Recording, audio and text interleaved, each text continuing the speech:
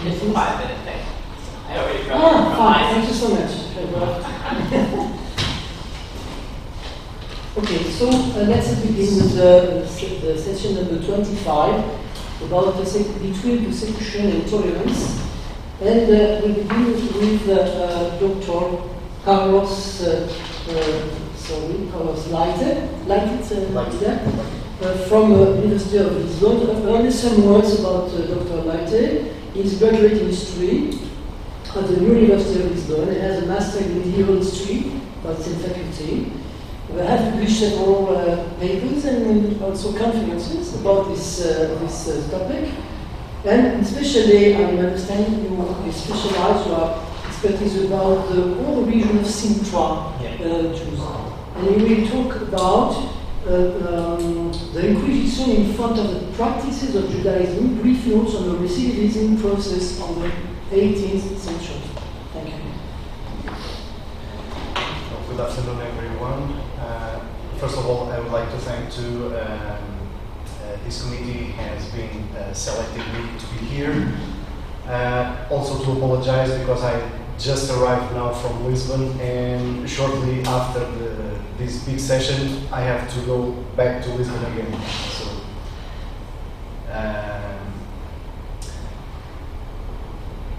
one of the things that I used to do, although my area is the Middle Ages, is to read and transcribe several documents, mainly those related with the Inquisition here in Portugal. One of these days I found this one, and for my surprise, instead of one process, it actually became 3 related with the same person, which you see now, at least the main details. So she was a woman from the beginning of the 18th century that was arrested during the first persecutions that the Portuguese Inquisition made in Brazil. Some of these numbers, mainly the birth date, it's easy to establish because throughout all processes, and as you can imagine, are big processes. They are 3. Mainly they have 120, 130 pages. So it's easy because they provide us a lot of identification information. So as you can see, she was arrested for the first time at the age of 25. There you have the name of the fathers, the name of the husband, the religion, and how long she was in prison in Lisbon. I have to tell you, it was a kind of not also a curiosity, but a funny thing, if we can use the sentence, the word funny, because throughout all the 3 processes, she was very, how shall I say, very inconsistent in what she said to the inquisitors. And as you can imagine, the inquisitors were not stupid people. So one of the things that right in the first process that they say, because they clearly identified that, was this: that she was being disguised and feigned blind and obstinate. The inquisitors immediately understood this. She starts to say in a short resume, as you know, the inquisitors throughout all Europe have their standard way of working. They had, in fact, a manual that they all had to read, and that manual was in practice for many centuries.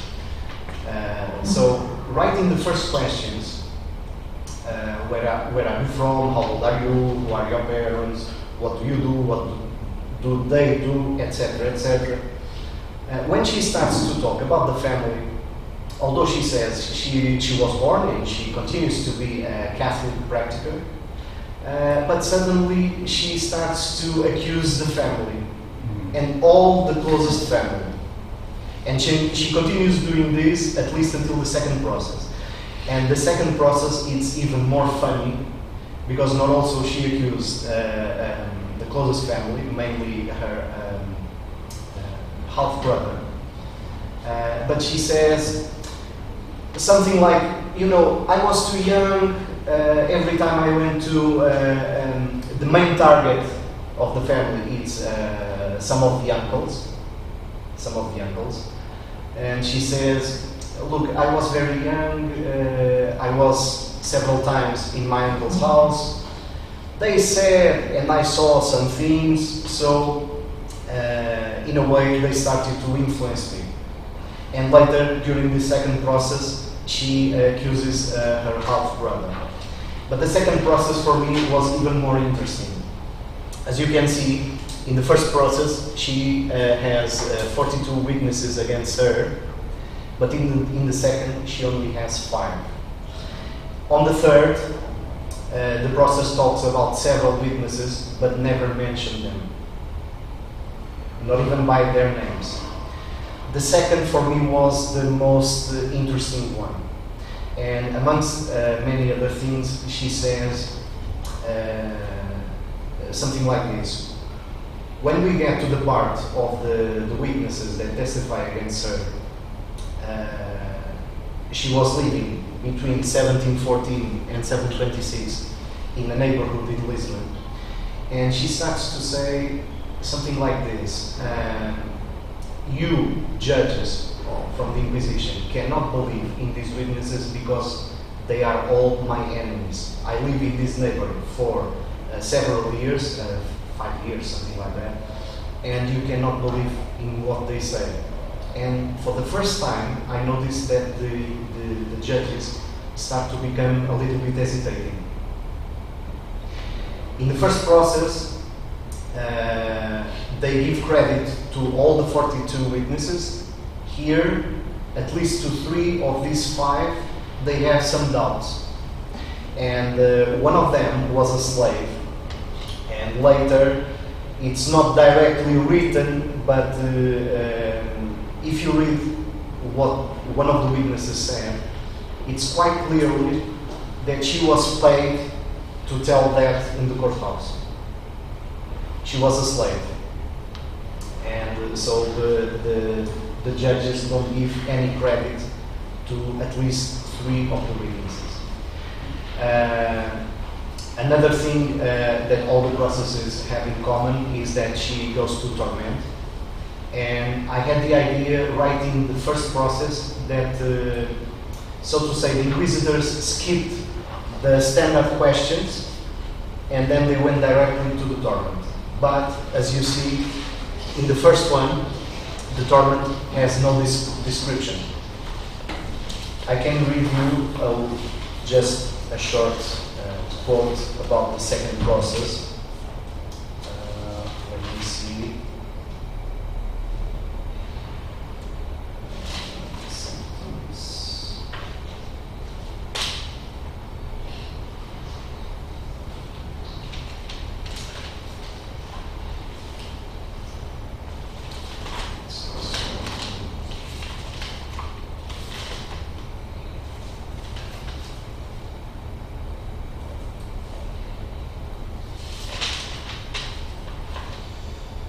Right now I cannot find it, but I have it in memory. So, sorry. This was it's identified right in the second process. The first one, only mentions the torment, but has no description, has no, does not refer what kind of device it was used, only the second. And the second, I don't know the translation in English, I'm sorry. In Portuguese we call this potro. Potro is like, in other context, it's the son of a horse, but here, of course, in a different context. So what the second process say is, in a short resume, something like this. They advise her at least 3 times because she had to keep confessing her sins or her faults. Because it was a big duty for a son of Christ, a son of the Holy Church. And then the inquisitors say something very, very polite, but very, how shall I say, it's a kind of an excuse. They say something like this: look, you are going to be put in the torment, but we warn you right now. If something happened to you, made by us or the physician, the doctor, it's not our fault. So to say, we wash our hands of whatever happens to you. If you break a bone, or even if you die, so it's not your fault. It's not our fault. And she says, okay, continue. And then they make the description what they did. They removed their clothes, they tied her up. They even say the precise time the torture lasted. It was approximately 15-20 minutes. Then they release her. They take her to the cell again, and on the same day, at night, they bring her back to the table, and they continue to make the questions. So what she receives as final verdict, as you can see here, there are at least 2 or 3 situations that are common in all the 3 processes. But for me, the most interesting is that during the second and the third one, she is no longer declared heretic. Although the inquisitors established that she continued, although with less, with less evidence, they say that she continued to have Jewish practices. But the most interesting is that only in the first one she's declared heretic. So she has to go to, in all of them, to the public auto of faith. She has to make abjuration of the habits, confiscation of all properties, only in the first one, and of course, she has to pay all the costs of the process. The exact amount only appears in the third one. She has to pay, in the second and in the third. Second, she has to pay 20,000 reis, the Portuguese currency in those days, and in the last one, 4,000 reis. Basically, the processes, all of 3, don't mention anything more substantial. It's the typical standard process of the Inquisition. Identification, witnesses. In the first and the second, she is confronted with, in my opinion, from what I believe, it was a kind of a bluff. On the third one, we don't have that mention. At a certain point, the inquisitors ask her, in what place you were with certain persons or person? Did you try to convert someone to Judaism? And she denies everything. Another curiosity, right in the first process and in all the others, she nominates, how do you say in English, prosecutors to defend her. Yeah, to defend her. A defense lawyer. A defense lawyer. But she doesn't choose anyone. She doesn't choose anyone. By the names, at least one of them I could identify. It was a very high position lawyer in Lisbon. Now the funny thing is that right in the beginning of the first process, we see, as you can see here, occupation, none. So my question is, how could she afford to pay him? That was right in the beginning one of the first things that I noticed. And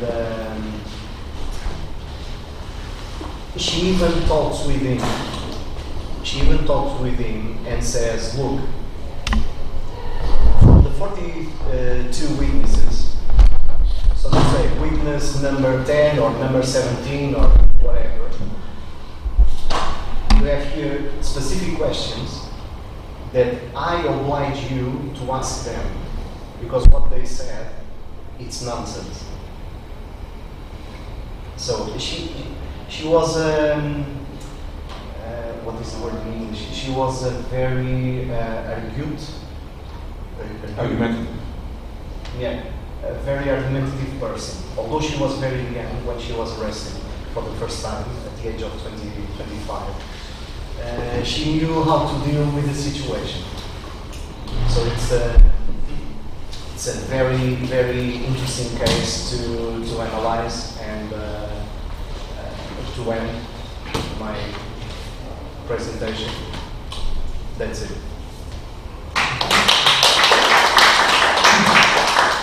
Thank you to Dr. Carlos Leite, and I, as a reminder, I said just what we have said. First of all, we have the lectures, and we let the general debate to the end. So if sometimes somebody wants to ask question to 2 or 3 of the lectures and so on, it can be a community debate. So now I invite Mr. Eugenio Alonso to speak. Mr. Eugenio Alonso is from the University of Miami. He has a BA in Islamic Studies from this University of Miami, and also published articles and conferences, especially in the Qatar Shalom journal. Among his researches by Muslim, it's about genealogical research of Caribbean Conversos descent, as seen through the inquisitorial documents of the Archivo Histórico Nacional, and he will lecture about the Portuguese crypto-Jewish diaspora in 17th century Cuba and the Circumcaribbean Basin.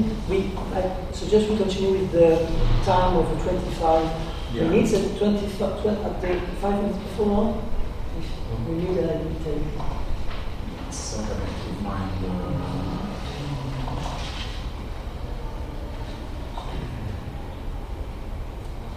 presentation.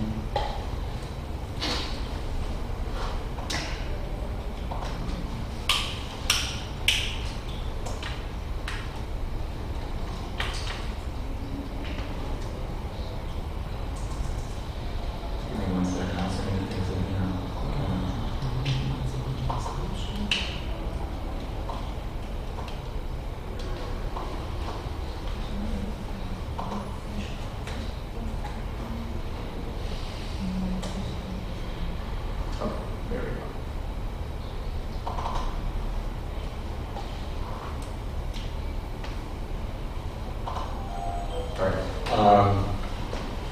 Can you see it? Is it connected?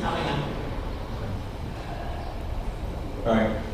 First of all, I wanted to thank the Dahan Center for inviting me and the University of Porto for hosting this session.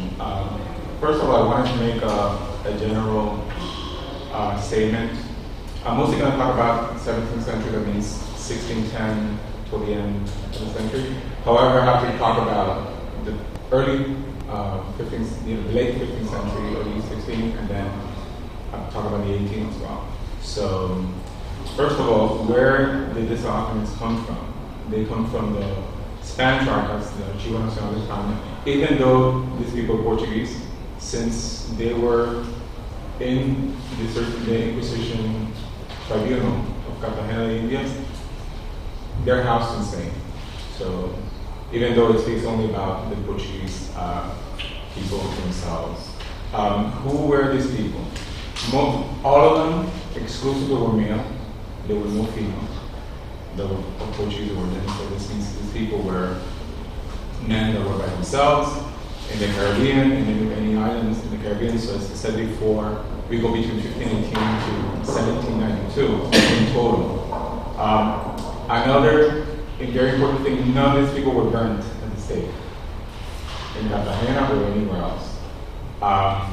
There is one, but he's not Portuguese. He was born in the island of Cuba, and that's a different story. But all of these people were arrested at some point, somewhere in the Caribbean, either in Colombia, in Panama, in Cuba, or somewhere else. First of all, I need to talk about this person because if you see, his name is Juan Mendez, and who's accused in the Inquisition of Mexico. And if you see what he does, he's Portuguese and he's a candy maker. And I'll talk about sugar and the influence of the crypto Jews and how they were involved in the sugar cane industry in the next century. This is when sugar got introduced into the Americas via Canary Islands by the Portuguese and the Spanish, and the Portuguese were brought it from India. And then this is a very important person because he's going to feature many, many, many times in this century, starting in 1597 all the way to 1640 something. His name is Manuel Álvarez Prieto, and he was accused also, if you see there the note, in 1642 in Havana, of being a Jew. And he's shipwrecked in Santo Domingo in the island of Hispaniola, and he was taken to Cuba to be accused. Later on, we see what happens because, as you mentioned before, recidivism, they keep coming up, the same people keep coming up as being accused later on.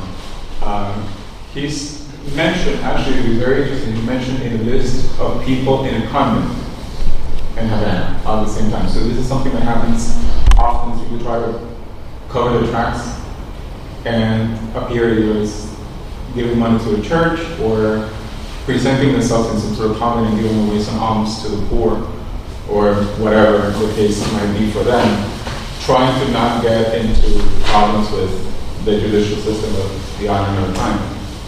And you can see there's a letter that was sent as early as 1599 from Mexico to Mexico requesting an inquisitor for the island of Cuba because it was rampant with Portugueses, which is at this time a code word for Jews. By every time they used the word Portuguese in this context, they mean Jews of some sort. Even though officially there were no Jews, they said that there were Portugueses and relajados, those who were relaxed in the arms of the Inquisition, either here or in Spain at some point, since Portugal and Spain in the 17th century were commingled. A lot of these people were able to escape because of the unification of the two crowns. And this is another name, very Portuguese name, Tavares. It's a very, if you see, he was accused and arrested in Havana for being a Jew. And he says that there was a San Benito, and San Benito is that cloak that they hang in the church when they're accused. This lady, Eva Alexandra Schmein from Mexico, she mentions that I haven't been able to get any actual factual documentation as to whether it did happen or not. Then you see this name, De Leon, keeps coming up through generations. Isidro Gomez de Leon, De Leon by itself, and he says he was a natural born Portuguese from Basin who was arrested in Cuba because he was bringing a ship of black slaves to be sold in the island. This we see many times in Portugal. They were very much into the slave trade, something we don't want to make public that much, but it's part of the history that we need to acknowledge that in fact they were. And he was taken from Angola. His ship was being taken from Angola to Havana, and the person who accused him was one of his slaves, like you said, one of the slaves said, and it was dismissed because he was a slave. And the slave said that he called the crucifix Ocam, the dog. So, and it happens that it appears in another Inquisition case in itself. This is interesting because it says that this person, Alonso Gomez, who was also Portuguese, from the community of Conversos in Madrid, at the time, he was in charge of, what do you call it, in charge of accounts for the crypto Jewish community of Madrid, and he was taken to Havana, and he said that he was a judío pertinaz. That means that he was unrepentant. However, there is no discussion as to what happened to him after 1615. A lot of these cases are inconclusive, and I'll go into details at the end of why I think they're inconclusive. Again, we have the same person, Francisco Gomez de Leon, who was, again, this is when he mentions what he did. He was bringing blacks from Guinea, from the coast of Guinea, to Cuba, and he said that he was a Jew and he wanted to die as a Jew. That's what he told the inquisitors in Cartagena. Even though these people were arrested in Havana, they usually were taken to Cartagena because Havana was only a dependency of Cartagena. It wasn't an official tribunal like Mexico or Peru. In another group of letters, again, it's mentioned that he's accused of Judaism and that he was taken to jail. Again, in 1625. So if I mention the names again, forgive me.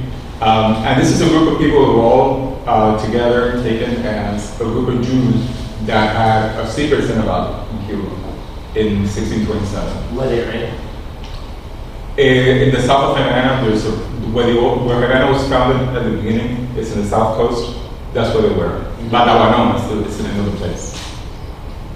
And their names are Antonio Mendez, Luis Rodriguez Mesa, Francisco Rodriguez Solis, and we're going to see these names again because they themselves go before the tribunal to get money from someone who left Cuba with the sugar industry and went to England to pay Congo off.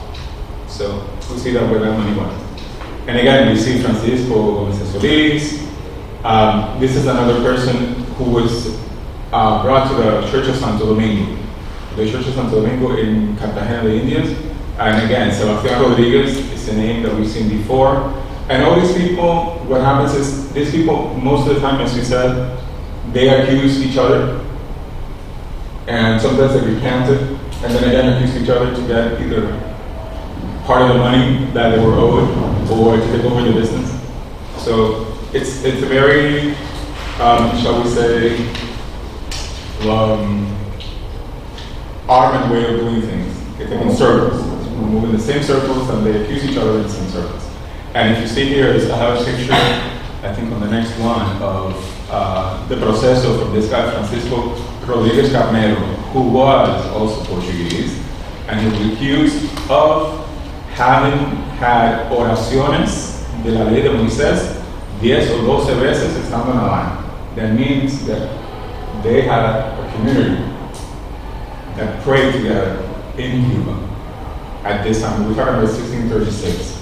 So we already saw somebody who said that he was a Jew 10 years before. Now we see somebody saying, yes, we did have this ceremonies in Cuba at the time, 1636. So this is way 200 years before anyone thought there were Jews anywhere in the Caribbean.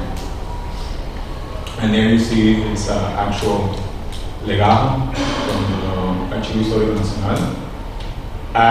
We have another Portuguese in 1638. His name is Juan del Campo. These people used to change their names between Spanish and Portuguese depending on where they were.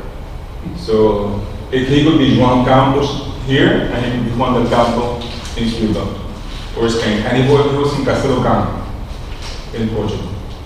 And he was accused and testified by a male witness, we don't know who he is, and says that he was a Jew, and that according to this, he might have been part of that community of 10 men that we have saw before in 1636, 2 years before that. This is a letter from one of the familiares. We have different ranks within the Inquisition hierarchy, and he said that he had confiscated from another Portuguese named Andrés de Castro 150,000 pieces of gold from them. So that's a lot of money, you know. And that is around $200,000 today, something like that if I did the calculations the last time I checked. And this is someone named Gonçalo Barras, who was also Portuguese in 1641. And what it says that he was a merchant between New Spain and Peru. So this means that they were not only in the Caribbean side, but they were also in the Pacific, one from Peru to Acapulco, presumably. And it said that he had been a Jewelizer, and in the last time the flota, because the flota came to Havana from everywhere and then went to Spain with the gold and all the goods, that he was caught there, and that there was in a letter he said that he was sending a letter to his wife, who was in Seville at the time, that she should meet him in Israel. This is what the letter states. This is what the Inquisition document states. And this is a time in which a lot of Portuguese Conversos became bankers in Seville for the Spanish crown. We must remember that both Philip II and the III didn't ask for limpieza de sangre to emigrate. So you could emigrate as a converso, and you just didn't have to say it. Then again, we have the name Manuel Álvarez Dariano, who was part of a group of Portuguese Jews that were in Cuba and in Mexico City. And he was accused of being the son of Luisa Mendes and Manuel Perez and the brother of Francisco Núñez. These people all had, you could be a brother or sister and have everyone in the family had a different last name. This is the way they were with this thing. And he said that he was the sepulturero of the Mexican community. That means he was the one that the of the Mexicans. And then he said he bought Jewish shrouds in France to be taken to the Jews of Palestine.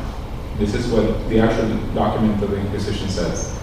And we have, I'm giving a lot of names in places like this one. He said that he was 38 years old. His name was Juan Miguel Huerta. He was from Cubillana.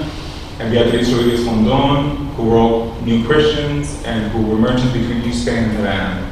Margarita de Rivera, his cousin Gabriel Rodriguez, who were Judaizers on Lisbon and had died under the law of Moses. That's what it says. There's no further information on that. Again, Luis Gomes Barreto in 1645, and he said that he was a Judaizer in Cartagena de Indias.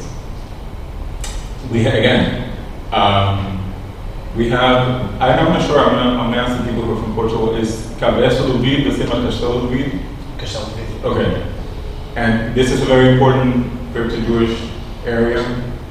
Yeah, go ahead. If I may, all the cities that you mentioned, so Castelo Branco, Fundão, Covilhã, plus Guarda, plus Castelo do Vidro now were always the main Jewish cities here in Portugal. Mm-hmm. All of them. In the east, like Yeah. So his name is Manuel Álvarez Prieto. We keep seeing the name Prieto, Negro. We see the same names over and over and over. This is from 1651. So we already had over 30 people the whole time. This is a process against Duarte Enriquez. Duarte Enriquez was from the Canary Islands. But he said that it was Portuguese. And this is very important because I think a year after he disappears, turns up in London as a Jew. So, and his niece is accused in Mexico. She was half black, and she was accused in Mexico of being a Jew. She survived that, and she was not, nothing happened to her. But if you see here, he says that there were a group of people that he owed money to. So we're involved in the sugar industry, both in the Canary Islands and in Cuba. But he left and he didn't pay anybody anything. So they themselves went to the Inquisition and tried to get the money from them. And I don't think they were very successful. I don't think the Inquisition gave anyone back. In 1688, we have Vicente Gómez Coelho, or Coelho in Spanish. He said he was living in Havana and he was a Jewish heretic. That's what it says. He was a heretic. So the words are interchangeable.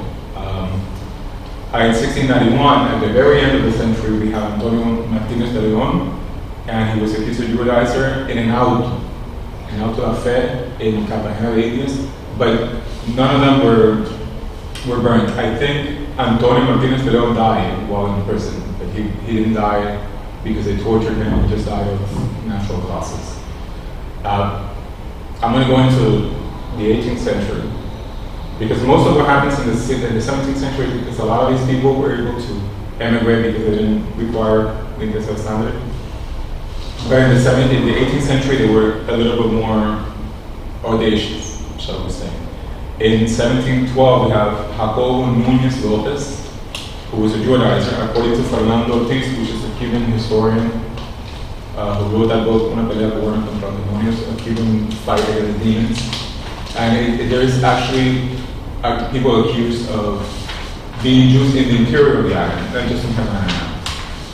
So this happens in the center of the island. We have in 1783 Antonio Santaella and Juan Rodriguez Mejia, and they were both accused of being Jews. And this time, this is the only one that says he was a Portuguese from Cadiz. I don't know how you can be Portuguese from Cadiz, but this is what they said. And this is a list of the places that we have mentioned before. Some of them are in Cuba. Actually, there is a case in Curaçao in the 18th century, but he was born in Cuba and he went to Curaçao, converted, came back, he was accused, he was taken to Seville, and burned. That's the only burned person ever in Cuba in that period.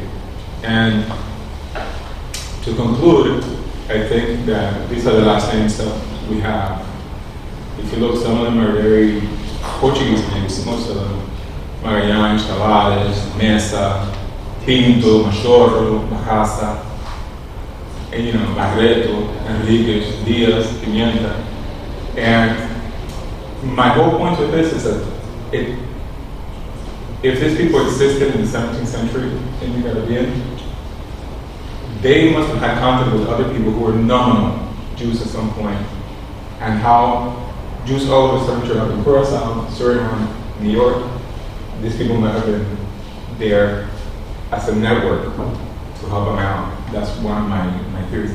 And second is that now we need to go to the Portuguese side. All these people who were mentioned as being familial nexus with Portugal, we need to go into the Portuguese archives and find out, okay, did his mother get burned? His uncle get burned? Did they take something away from them? So now we need to put all the archives that were, everything that was found in the archives in Spain with everything that needs to be, you know, researched in the Torre del Homo. So that's the next step, to bring both sides together and make it more broad, in the sense that to find proof, not just the fact that they say, oh, maybe they're Jews, maybe they're not Jews, but actually find documentation here in Portugal that says, yes, his mother, the priest, blah, blah, blah, got burned, and they escaped somewhere. So making the nexus between the Spanish side and the Portuguese side is the next step. Thank you.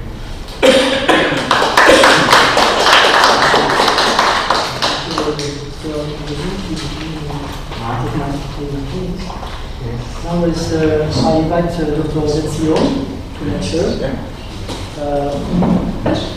Oded has a PhD of history from Bar-Ilan University, and wrote his thesis, agitates about Hispanicism, images of medieval and early modern Spain among American historians, and so on.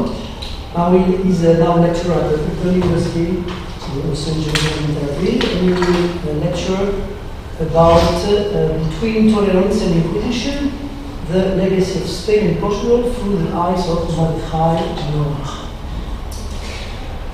Thank you very much. The aim of this paper is to analyze the attitude of American-born Sephardic Jew, Mordechai ben Noach, who lived between 1785 and 1851, a descendant of the Portuguese New Christian, vis-a-vis church-state relationship in the United States, and that through the medieval and early modern Spain.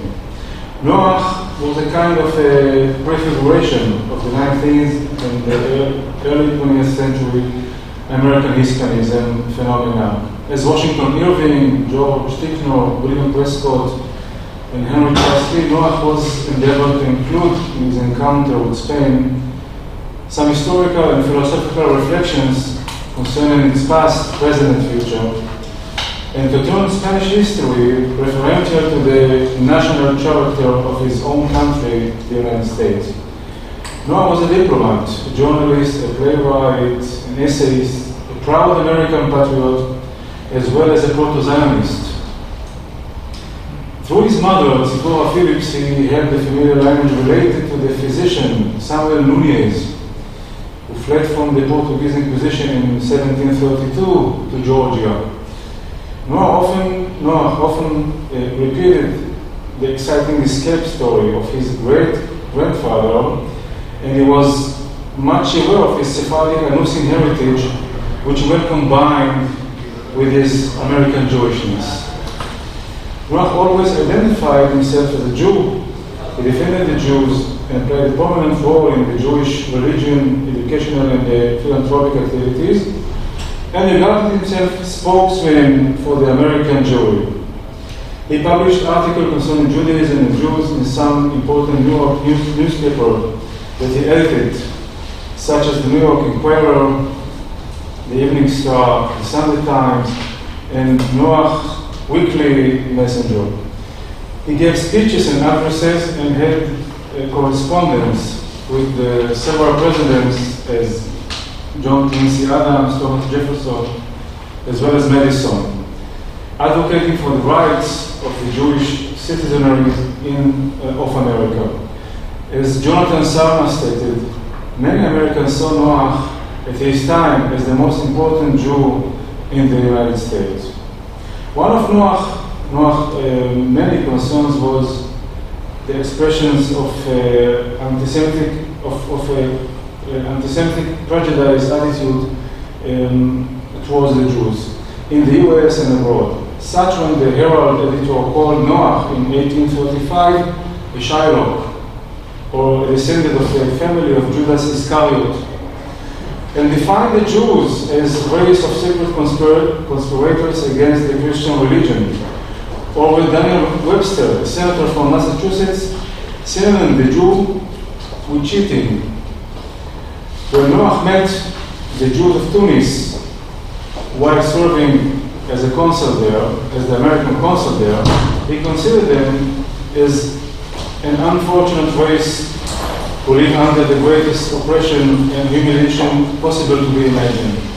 Among many American Jewish leaders, Noach regarded the Damascus riots of 1840, after Jews were accused of ritually murdering two men, as an acute problem of widespread anti-Semitism.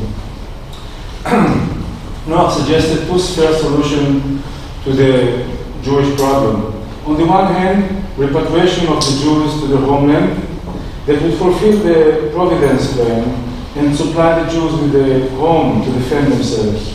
This way to Zion should pass in America. In 1820, Noah laid a plan to buy Bar-Ilan in the Niagara Falls that would serve as a colony for the Jews from the world to qualify them on the way back home. On the other hand, Noah promoted the integration of the Jews within the North American society that should be pluralist, unprejudiced, and based on values of tolerance and church-state separation. Noah's diplomatic career boosted his awareness towards his Jewish identity and activism. President James Madison appointed him in 1830 consul to the Kingdom of Tunis. However, Secretary of State James Monroe saw Noah's religion as an obstacle to the exercise of his consular function. Noah lost his post eventually in 1815, and his report to the United States has sharpened his concept of state-religion relations. Thus, his encounter with Spain, while traveling there in 1830 during his diplomatic service, gave him the opportunity to explain the danger of religious involvement in state matters, as he saw the backwardness of contemporary Spain as a result of an inquisitorial mentality and the eminent role that the Catholic Church still holds in Spanish nation's life. Noah saw the Catholicism of Spain as a major obstacle to the country's wellness and progress. And I quote, "It was a combination of multiplication of ceremonies rigidly enforced by priests armed with strong authority that keeps the mind eternally directed more to the fulfillment of them than the pure purpose of religion. As for the clergy, they were, in Noah's eyes, a multitude of priests and ecclesiastics who fill the houses, churches, and convents, and they are ready to enforce their precepts and enjoy the rights by terror's holy temporal. The church dominated also the political and social life of Spain. As he wrote, the government in Spain was originally predicated upon a dangerous basis. It combined church and state. The influence of the ecclesiastics undermined the power of the civilian and the king. His cabinet, the army, navy, mobility merchant, and peasants and slaves were gradually fell under the domination of the church, whose possessions were extravagantly increased and wantonly extended. For Noah, the church was so influential that the souls and the conscience of every person were at the disposal of the priest.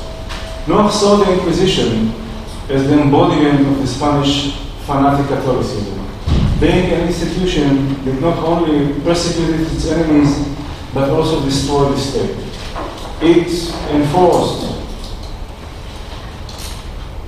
abject ambition by means of terror, and I quote, "The Inquisition is a curse to humanity and to Spain.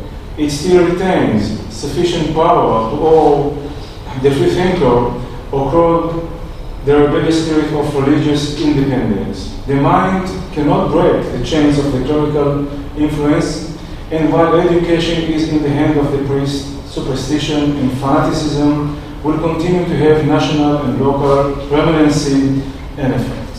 The outcomes were clear for Noah. Okay? The young generation are led like sheep by the authority of the ecclesiastical power, and they are thought to be slaves. Clerics, schoolmaster, wholly responsible for having weakened the nation's manly spirit.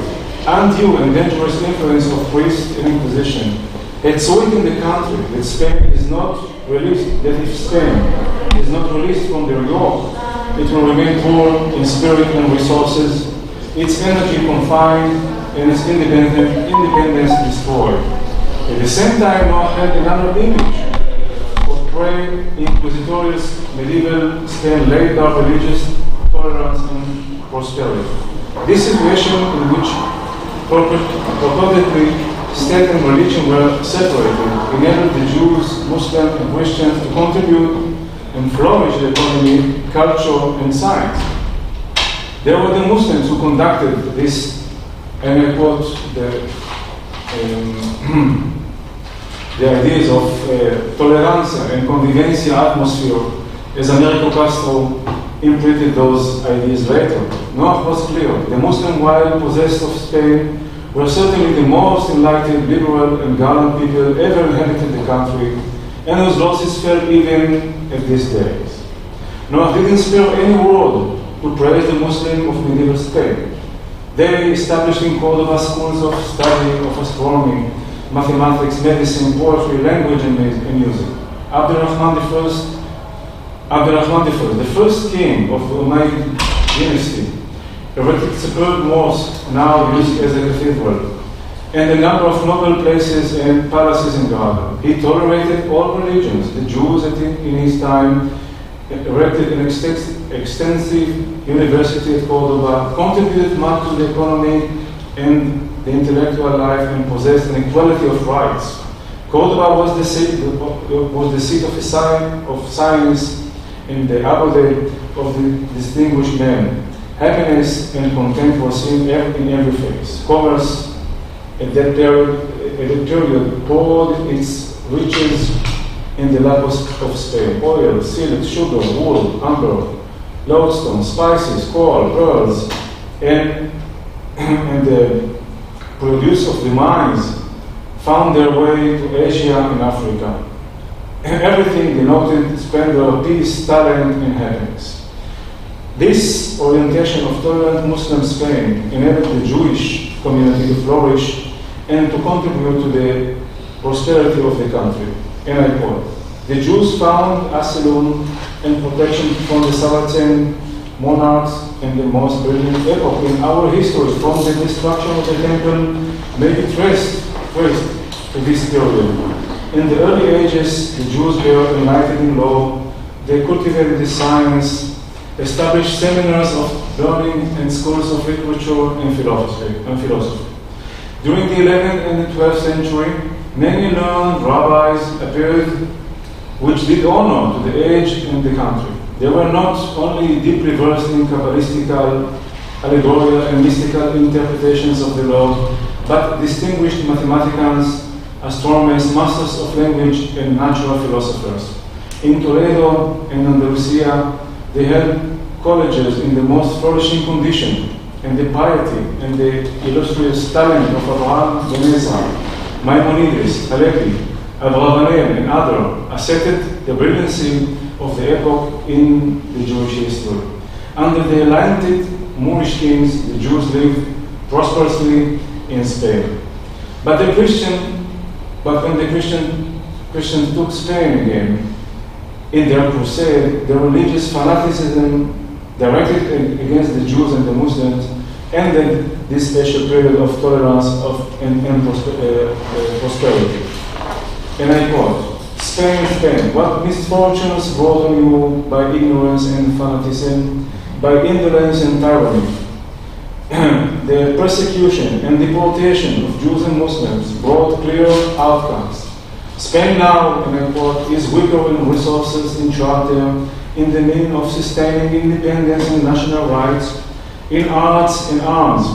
As for Portugal, Noah continued. Portugal in ancient and modern times was not more liberal, tolerant, and human toward the Jews than Spain. They banished, tortured, and burned them. And Portugal, from this perspective and cruel system, is not happily conditioned than her neighbor. Noah had a clear vision of how Spain could recover, and that there is still, and I quote, left for Spain a road to prosperity in character. Like many enlightened men of his day, Noah believed that ignorance bred intolerance, and the education and the values of progress were the key for revival. And I quote Noah, Spain, Spain, raise your inquisitions to the ground, turn your monastery into seminars of learning, place your priests between handle of the cloud, tolerate all religions, call back the Moors and the Jews, who gave you character and wealth, invite to your court the learned of every clime, let industry, science, and good faith prevail, and you may yet obtain distinguished rank among government of the earth. For Noah, the equation was clear. Freedom of religion and a tolerant society combined with values of progress and separation between the religious and the political sphere is essential warranty to enable prosperity. Conversely, religious persecution and ignorance would surely bring the country to collapse. For Noah, Spanish history can teach the American citizen and even us an important lesson. Whether it is medieval and early modern Iberian Peninsula, or even the 19th century United States, or even in our contemporary world. Thank you.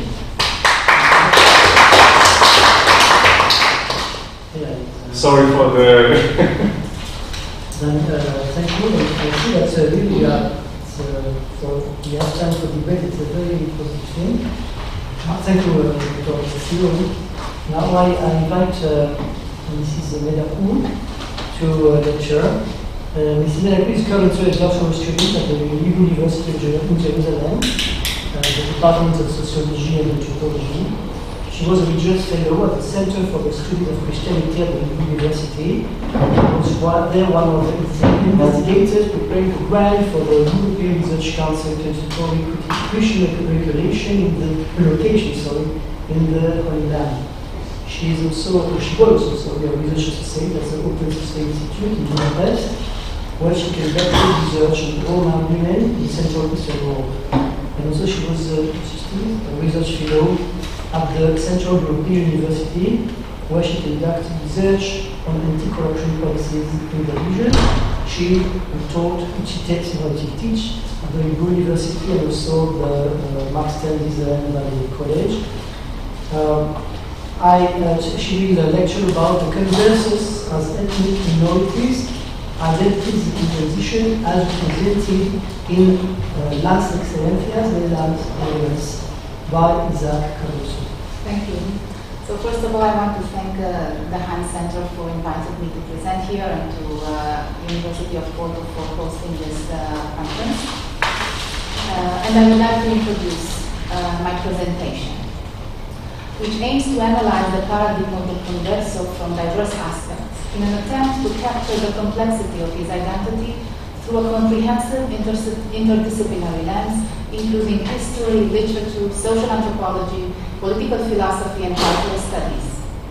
I am addressing the behavior, identity, and ethnicity of this community, and I hope Professor Bodian, who was also part of the conference, not is emerging from some primordial Jewish stratum of consciousness, but rather as reflecting the mobilization of general human strategies in dealing with conflict, stigma, and survival.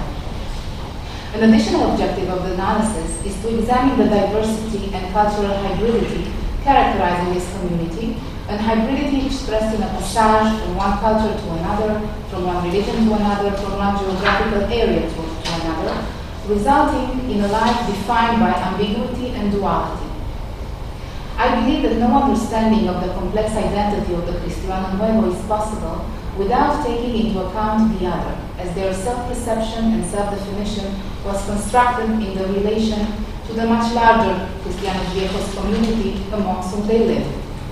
The renowned Jewish apologetic text of Excelencias de los Hebreos, along with the biography of the author Isaac Cardoso, serves as the platform for my study of the Conversos paradigm and as historical source and evidence of the era discussed.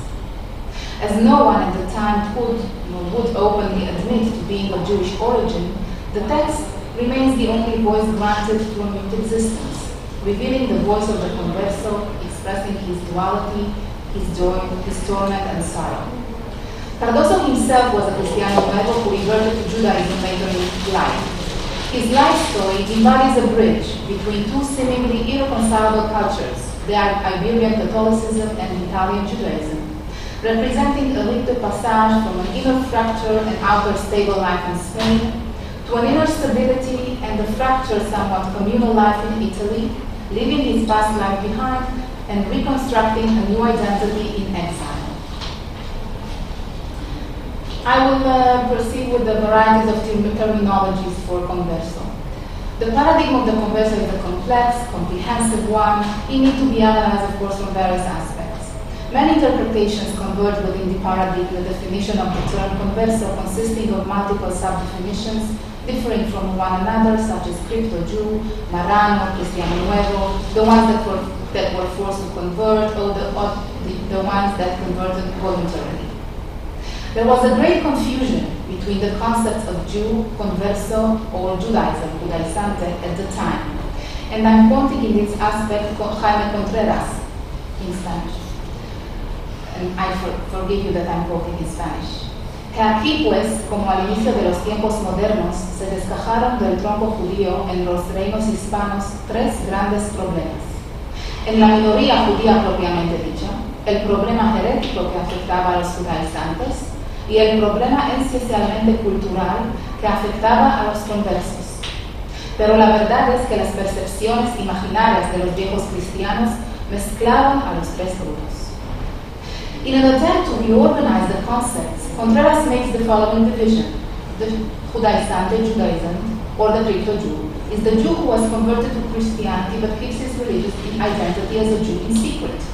The Converso, on the contrary, is the converted Jew who readily embraces his new religion and is willing to live as a Christian as an integral and inseparable part of the society of Cristianos Viejos. Nevertheless, in the eyes of the majority of Cristianos Viejos, these groups were perceived as one homogeneous, other, or different, without making any distinction between these subcategories.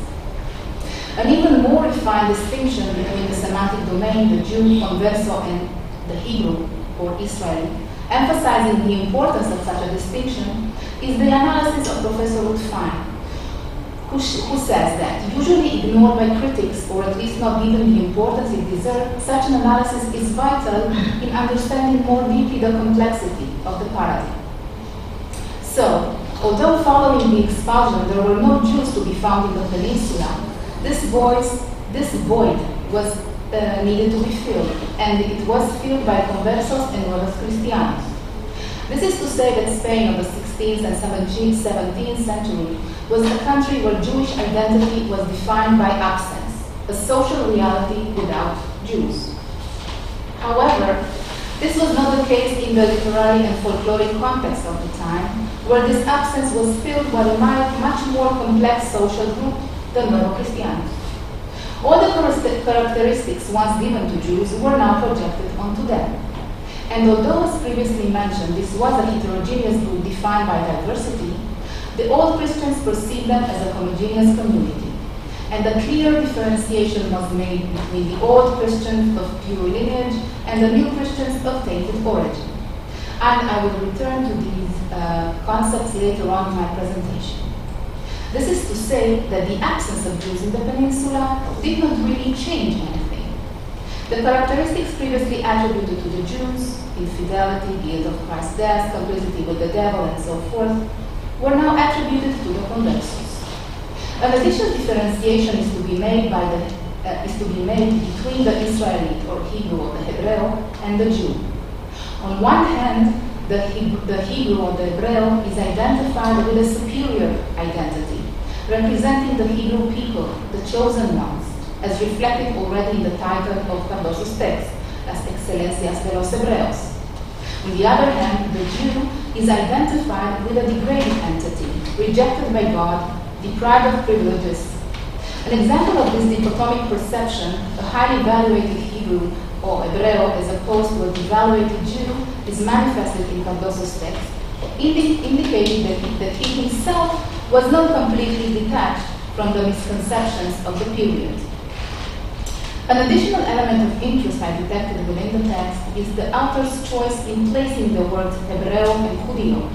While the word Judío is used mostly in proximity to imperfection of the body or negative traits of character, clearly indicating the inferiority of the Jew, on the contrary, Hebreo in Hebrew is used in correlation with virtues or in connection to the divine.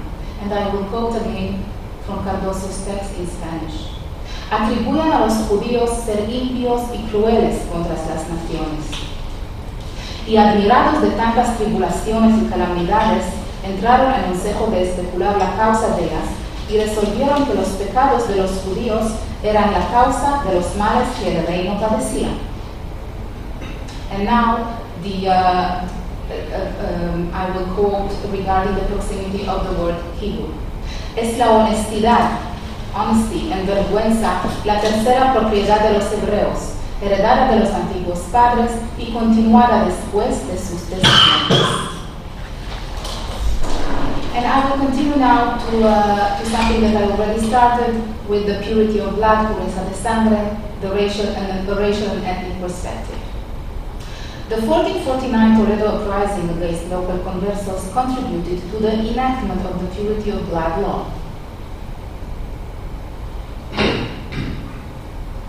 The anti-converso thinking had begun to shift towards a focus on racial characteristics that identified the tainted blood of the converso as the source of his evil nature.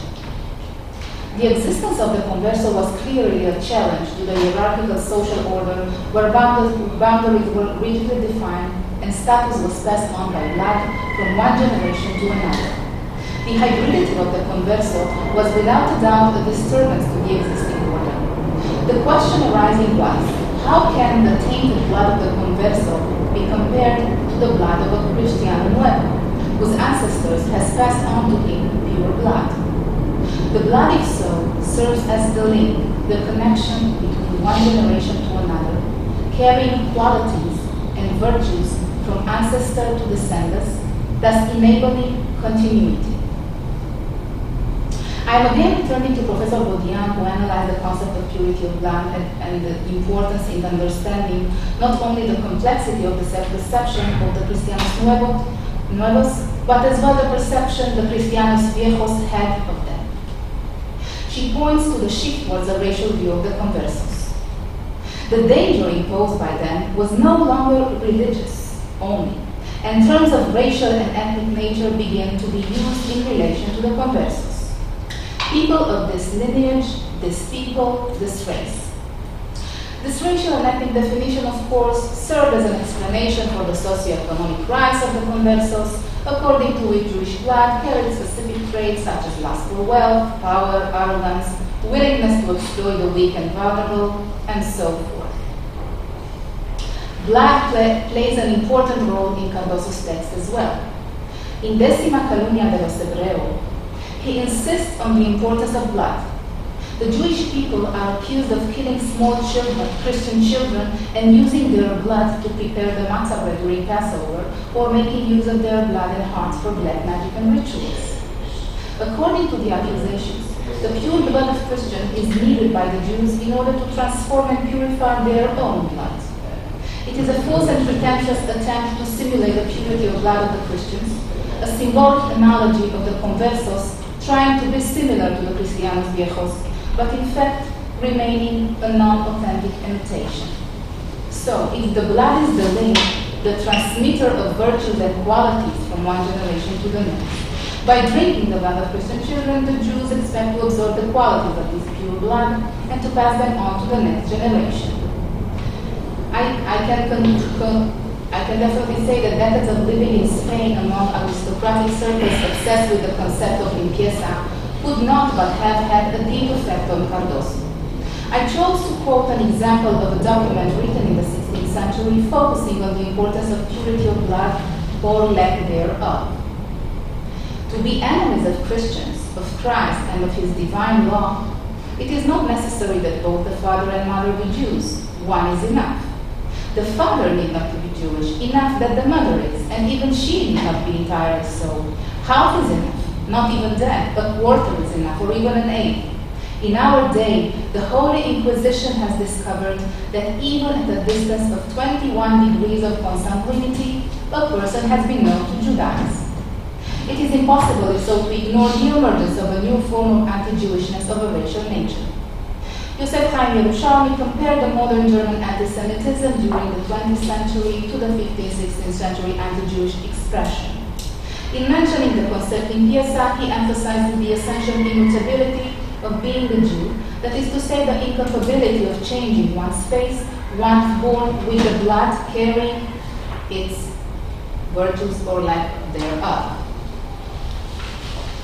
One of the main psychological issues is the dynamics of ambiguity connected to the dilemma of identity and duality. The ambiguity being present in the life of the Converso right from the beginning, inherited as a family trait which will accompany him and his offspring through their lives. Inevitably, in the eyes of the Cristianos Viejos, he is perceived somewhat as a betrayer, an insincere Christian, caught in an eternal and inherent situation of duality. And this was beautifully portrayed by Karl Gebhardt, who defines the Converso as a Catholic without belief, a Jew without knowledge, but in will a Jew.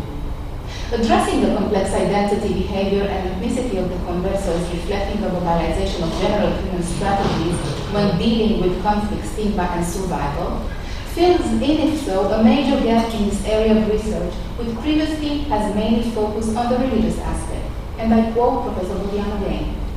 All Conversos share the common fate, the experience of enmeshment in and rejection by Iberian society. Thus, underlying the diversity of belief and practice among Conversos were common psychological issues that played a key role in identity formation. In line with this approach, the historian Peter Berg, in his book Cultural Hybridity, discusses multiculturalism and strategies of surviving when different cultures encounter each other. And he portrays diverse situations of cultural encounters in different geographical areas and different eras, describing them as cultural hybridization, and signals the use of a common ground strategies when dealing with these situations. According, hybrid groups include people who, for diverse reasons, have moved from one culture to another. These groups include hybrid individuals who were born into this situation or those who enter in willingly or unwillingly, as did the Conversos. Their lives are lives spent and in between, a life of double consciousness, which Cardoso's biography is a clear example of. Living as a new Christian in Spain and later on as a Jew in Italy, blending, in his case, into both cultures. which is not the case with all Conversos, of course. An expression of the double consciousness is to be found in the text Excelencias de los Hebreos, where we encounter a fragmented voice or a multiplicity of voices enhancing the eternal in-between position. Sometimes, Cardoso's loyalty towards the people of Israel is clear, defending them against false accusations and showing the cynical way they are used as scapegoats by the old Christians. Although undoubtedly a text with a clear Jewish character, Cardoso's past as a Christian might be detected within as a natural result of decades living as a Christian in Spain. The ghost of a past that was dead but not forgotten. I will not quote in Spanish again, I will just say that in the verses, Cardoso is playing the part of a spokesman for Judaism, refuting the charges that the Jews are cruel and evil. He steps forth to defend not only Jewish beliefs and practices, but the Jewish people. It is a clear example of a Jewish apologetics written in Spanish for Spanish readers, a cry to the entire world for justice for Israel and for the Jewish people. At other times, however, it seems that Cardoso's loyalty is directed toward the authorities, clearly suggesting that the expulsion of those who tainted and corrupted the purity of the Spanish language, referring to the Jews, was a welcome and necessary act. I quote, balbuciente la lengua castellana comenzó a desatarse desde que los reyes católicos expulsaron los que corrompían su pureza y nuestra costumbre. Interesting to mention is the uncertainty in regards to who are us and what is ours, reflected in these verses. Does the narrator see himself as part of the community of Cristianos Viejos, their tradition becoming his? Or is he using a strategy of showing loyalty towards the authorities? Many of the Converso, including Cardoso, did not live the trauma of the expulsion themselves.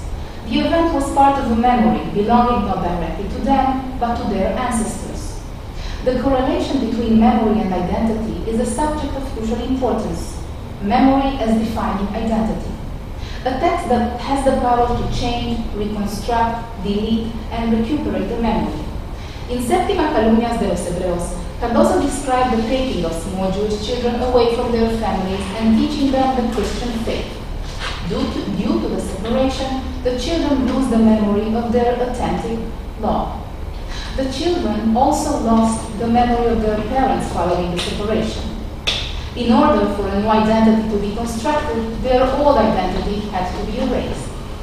And as the memory of their ancestors was part of that old identity, which could not coexist with the new one, it created a process resulting in the complete erasure of the memory and, as a consequence, of their old identity. By living among the Gentiles, the children lose not only their memory of being Jewish, but their Jewish identity as well. In his article, 7 Types of Forgetting, Paul Connaughton mentions forgetting as constituted in the formation of a new identity, emphasizing the gain that accrues to those who know how to discard memory that do not serve in the management of one's current identity. And I quote, like pieces of an old jigsaw puzzle that, if retained, would prevent a new jigsaw puzzle from fitting together properly. One of the studies conducted on the correlation between identity, memory, and survival is David Louis' article Survival and Identity from 1976, emphasizing the need for mental continuity and connectedness in order to survive. His statement is that what matters in survival is identity, between the self as existing now and the self existing in the future, and I quote, what matters in survival is mental continuity and connectedness. When I consider various cases, I find that what I mostly want in wanting survival is that my mental life should flow on. My total present mental state should be but one momentary stage in a continuing succession of mental states. These successive states should be interconnected in 2 ways. First, by bonds of similarity. Change should be gradual rather than sudden, and at least in some respect, there should be not too much change overall. What matters in survival is survival. If I wonder whether I will survive, what I mostly care about is quite simple. When it's all over, will I myself, the very same person now thinking these thoughts, still exist? Will any one of those who do exist afterwards be me? In other words, what matters in survival is identity.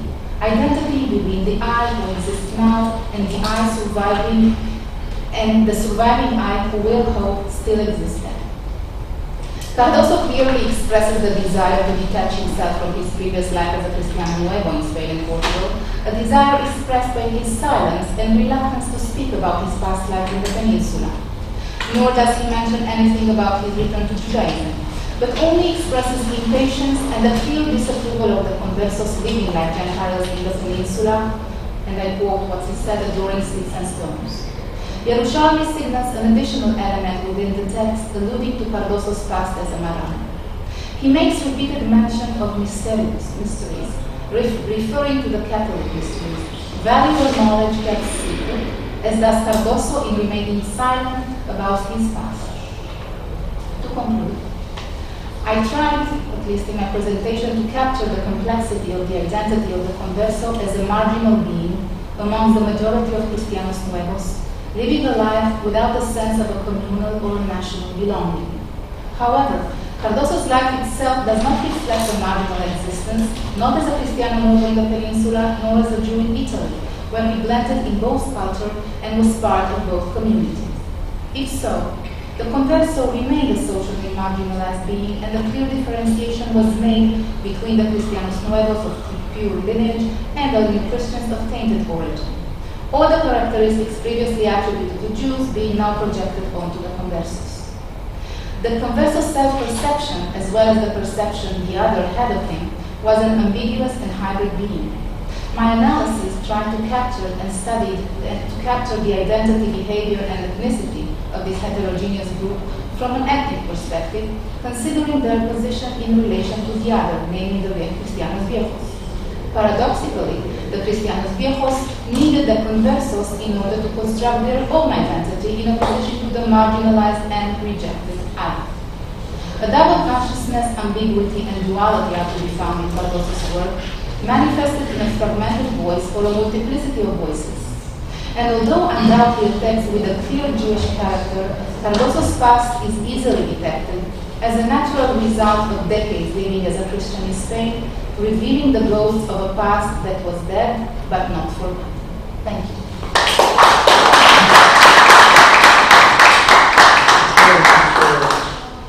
We should have time for a debate about more than 20 minutes. I suggest that when asking questions, you present yourself briefly. Yitzhak Keren, historian of Sfaradim, in this context. I was also connected to the defunct Chazal Shalom, which is a different, which will be analyzed in the future of the lost faith. First of all, I'm very impressed by your presentation. I want to thank you for all your research that you did on Spanish, in Spanish Florida and Louisiana, and about crypto-Jewish identity, etc., very valuable. Hopefully it won't be wasted.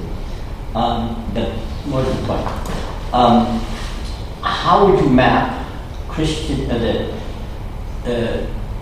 enclaves of Judaizing new Christians in Cuba? We thought that it was mostly in the west of Cuba. You portrayed that one minyan, one paragroup in the south. So if you can, even from your research, give a snippet of where were they in Cuba. I think that's very valuable, also even today. In terms of the genealogy, in the Inquisition records, they press for the genealogy. So you pointed out that if one family gives different names to all the different children and different surnames, why wouldn't the Inquisition pick up on that? Why could they breeze by the Inquisition even if they have different names? Because they usually know who everyone is. And the last thing is Judaizantes, or Portuguese. The term Portuguese. You showed that when in those Inquisition records, when they used the word Portuguese, they meant people who were from Portugal. But just like Orfali pointed out, and even you can take the same archival material from Cartagena and show that if they're talking about someone who's Portuguese, it could mean that he's a new Christian or someone who they want to label as Judaizing. And so maybe you want to clarify that, because in other Inquisitions, someone who was caught from Livorno, they will call him a Portuguese, but he may not necessarily be Portuguese. And just the last thing which you picked up on shows that the Portuguese nacion's relationship to Eretz Israel. That's very important. You just touched on it. But in the continuum, but maybe it was also new Christians who contributed. But essentially it's all these different communities contributing to the Chalukah in Eretz Israel for like about 300 years. And the examples you gave, which we haven't known about, that they were out of the origin. Thank you for your question. I'm going to go in order. First of all, in Cuba there were different areas, as I said.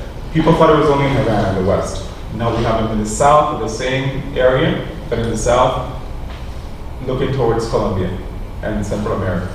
And also in the center of the island, looking towards Jamaica. So that's a different geographical context now. As to the fact that they changed their names, is that they were able to do it because of the unification of the two crowns.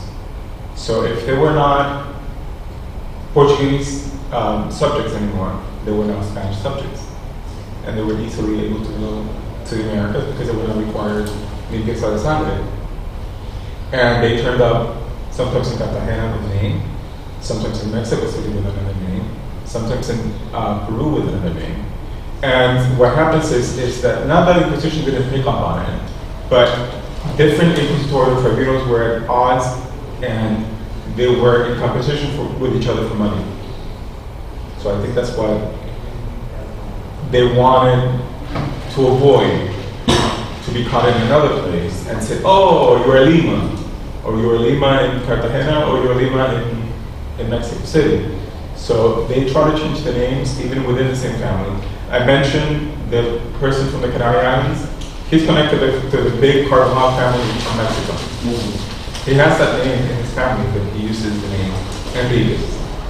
So, and they use, as you mentioned, the word Portuguese, they use it for both a place where they come from and as a description of who they were, Jews. So they use the words interchangeably.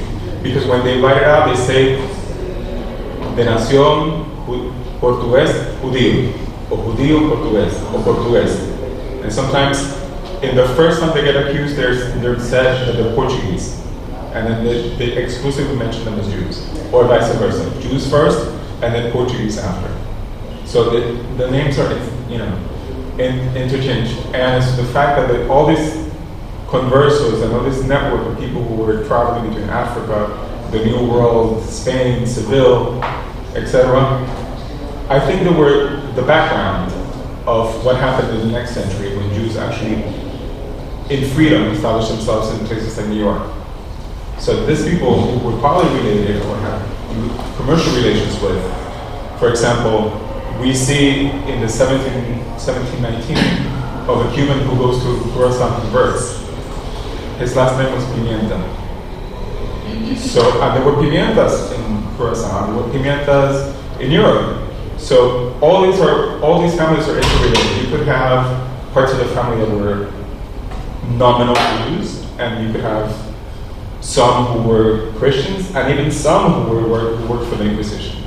So we have a whole mix of people that, the pendulum stretches from one side to the other. So I hope that answers your question.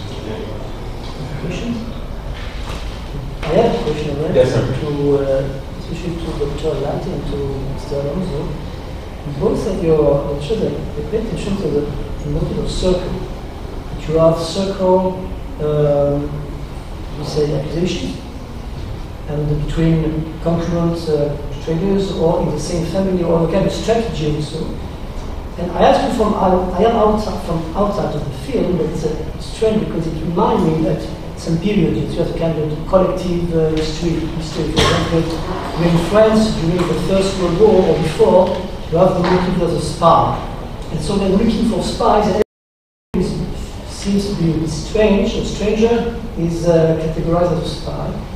To what extent the inquiry of the Inquisition for heretics or Judaism could have impact on the population.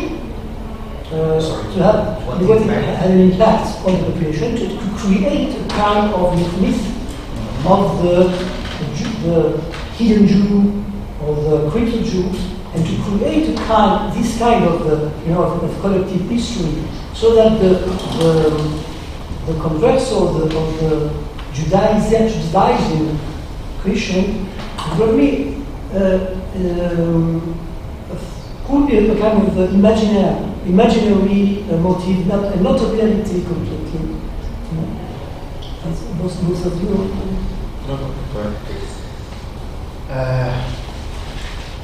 How shall I say? I'm going to start to pick up one of the things that our colleague said just right now, as well as a while ago during your presentation. One thing that I noticed so far in all the process that I read from the Inquisition, towards Jews and other kind of heretic, is that on one hand, Jews were, so to say, the main target of the Inquisition, at least in Portugal. I can say right since the beginning. So we are talking about the 16th century and eventually in the 18th century. And the main reason, in my opinion, is at the eyes of the Inquisition, a Jew was a synonym of money. Was a synonym of money. I think I mentioned during my presentation that at least in the second and in the third process that I read, they mentioned, a penny by penny, how much did she have to pay. In all the process that I read so far, for other kind of heretic, they never mention the price. It's only to the Jew or the Jews that are being accused. Another thing that I realize, again, in all the process that I read so far, and just opening a bracket, our colleague said correctly a while ago when you were answering to that many Jews had to run away because they feared their own lives, and they had to change the names.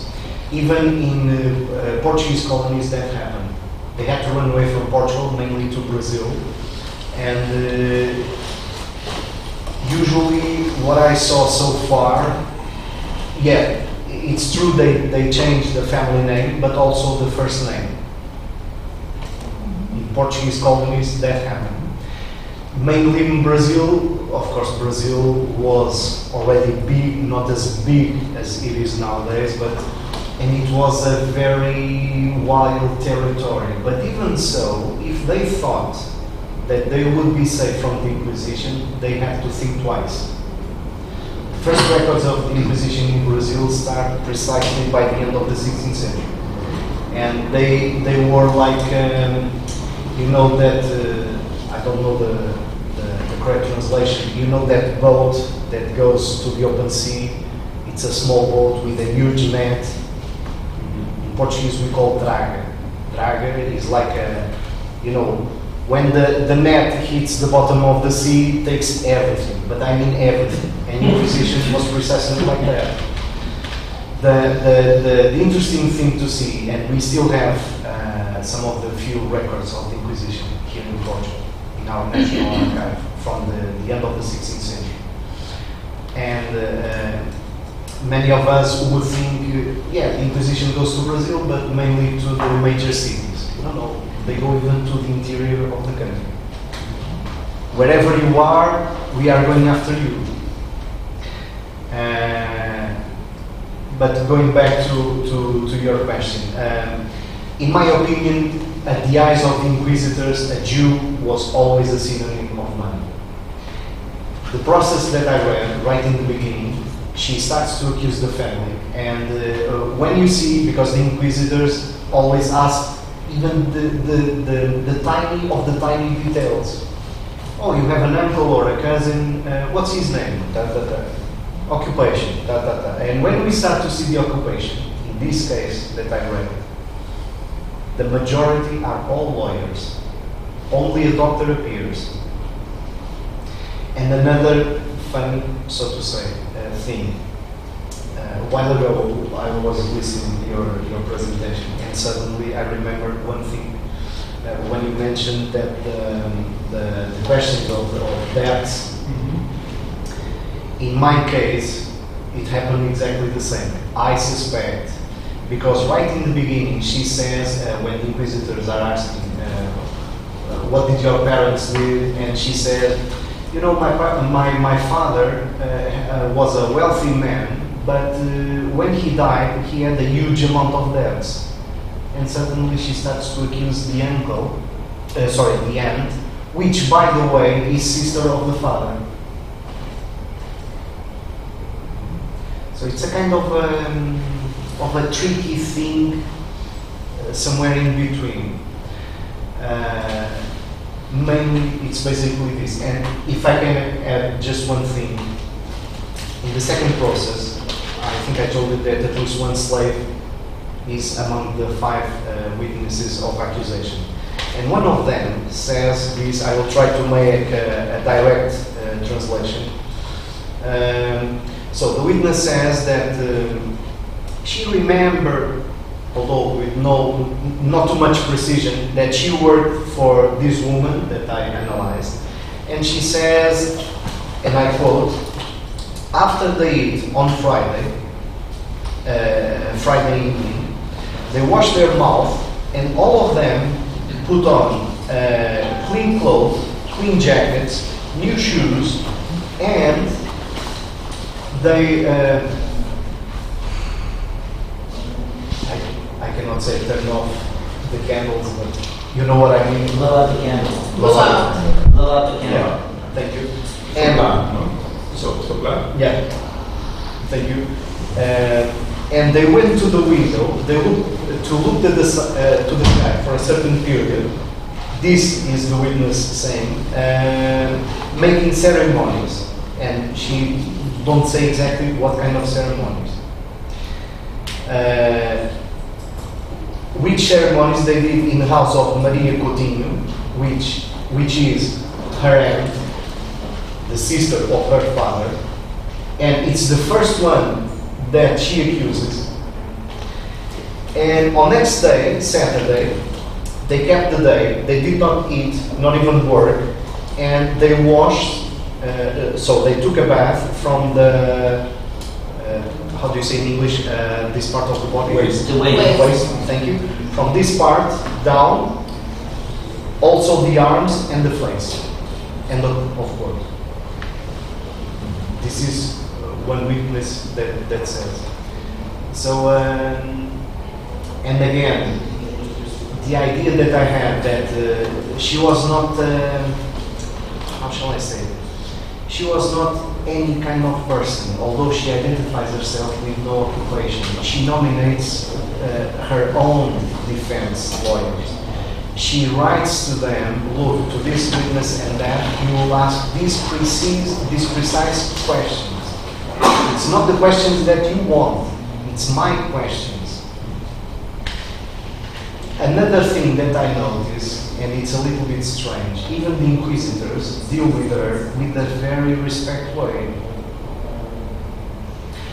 They say, the inquisitors, several times when doing the first process, although they call her heretic, but they say she who passed from our sacred faith to the law of Moses.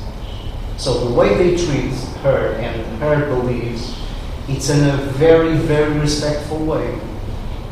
And again, like in the case of our colleague, she's not condemned to be burned at the stake.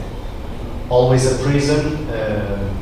In the case of the second process, 3 years in the exile in the south of Portugal.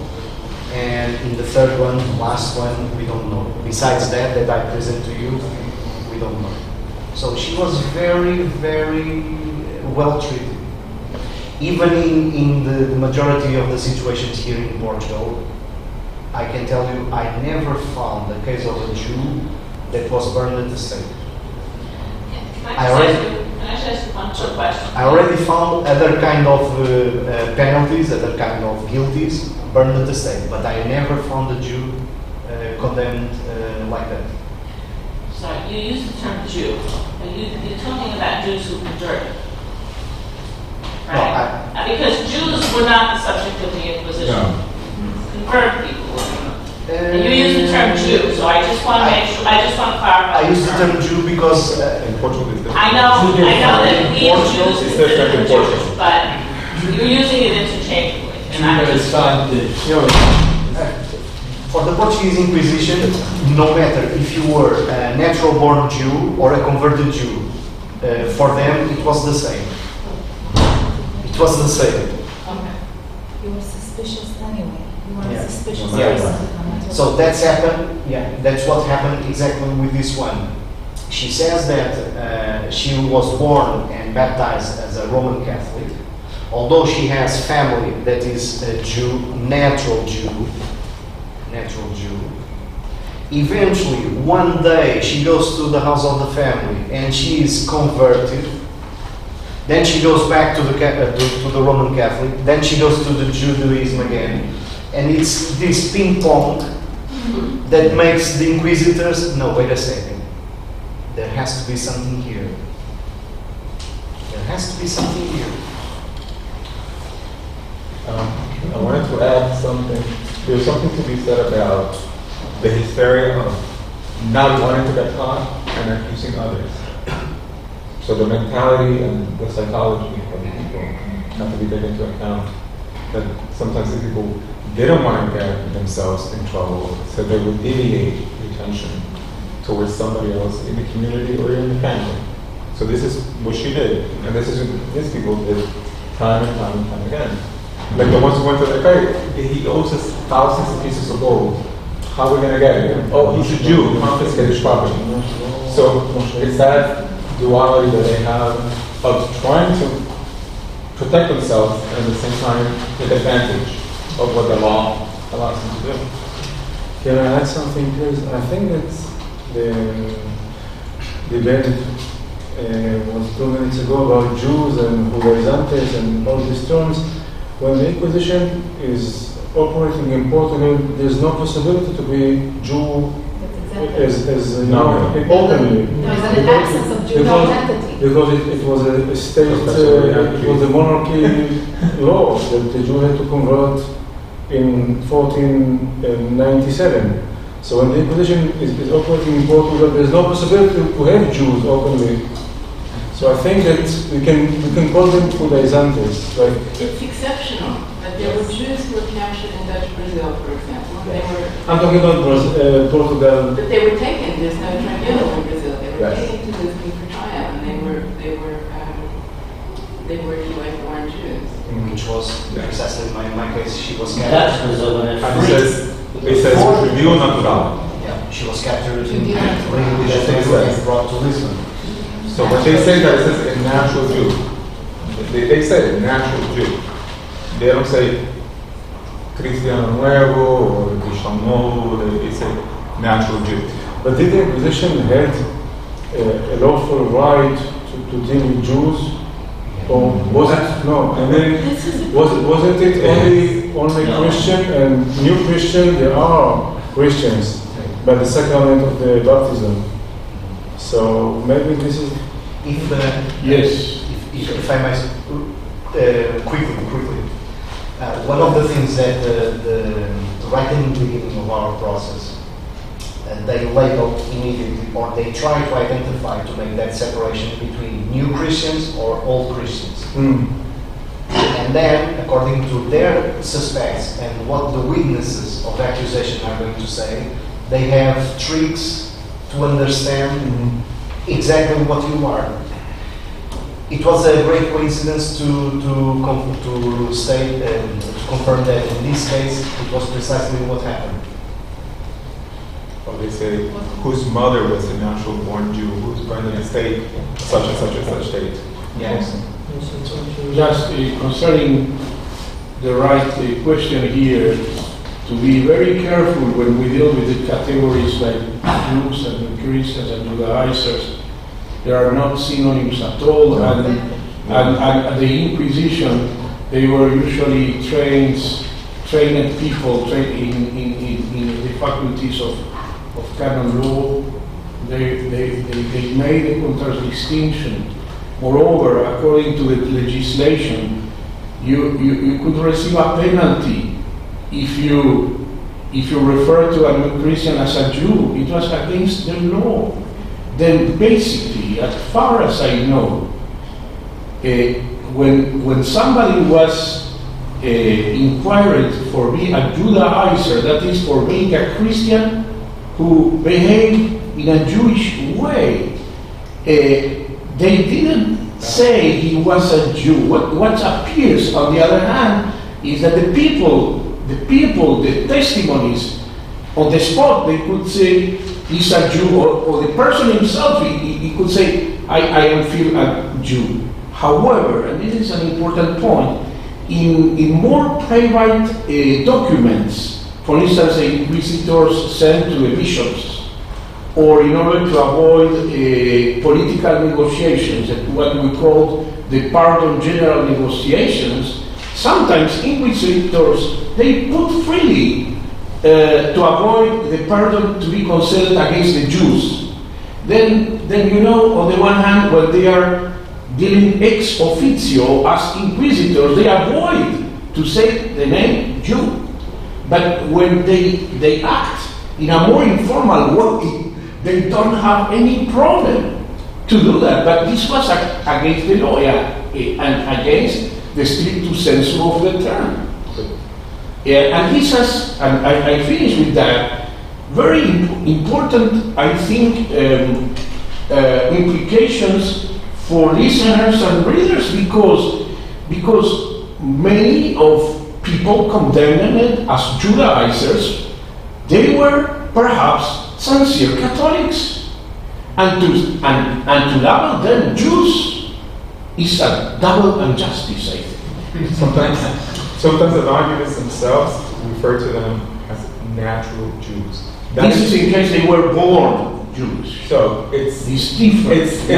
It goes the entire gamut. So, Claude, I think the Inquisition had the authority, the legal authority, only over Christians. Well, but in the case that one, you was born in Salonika, and then you baptized, you get baptized, and you can claim I was born a Jew, but since you received the baptism, you are not. It didn't have a straightforward authority over Jews as Jews. The Inquisition didn't that. No, but they now free Jews. That's why the term is Cano Barroca, los judíos en la España moderna y contemporánea deals with almost non-Jews.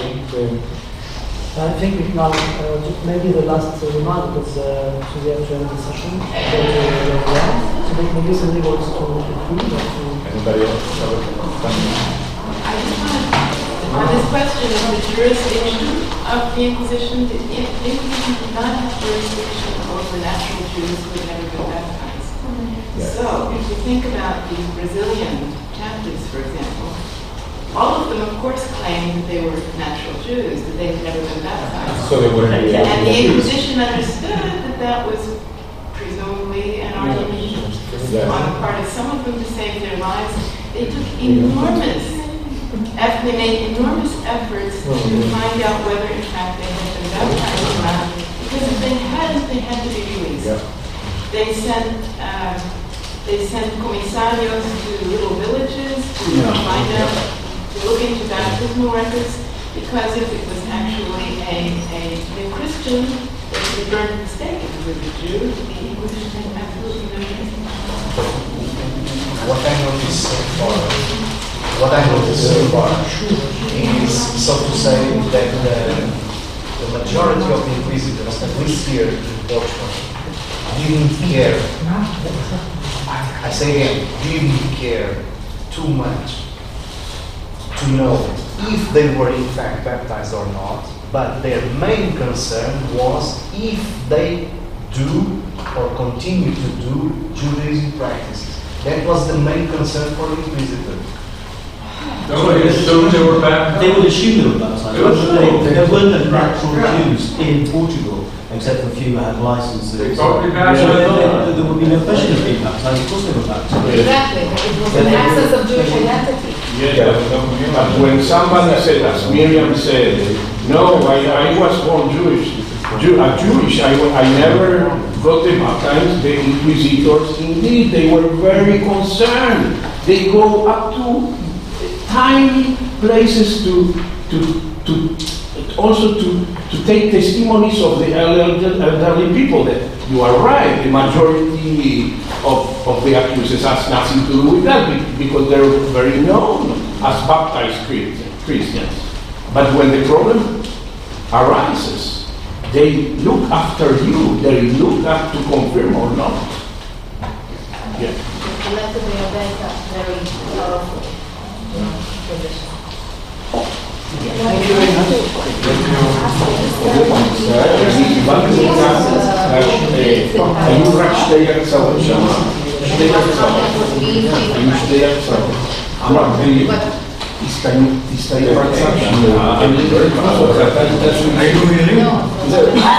No, you can't like you don't want So the thing is that all this is that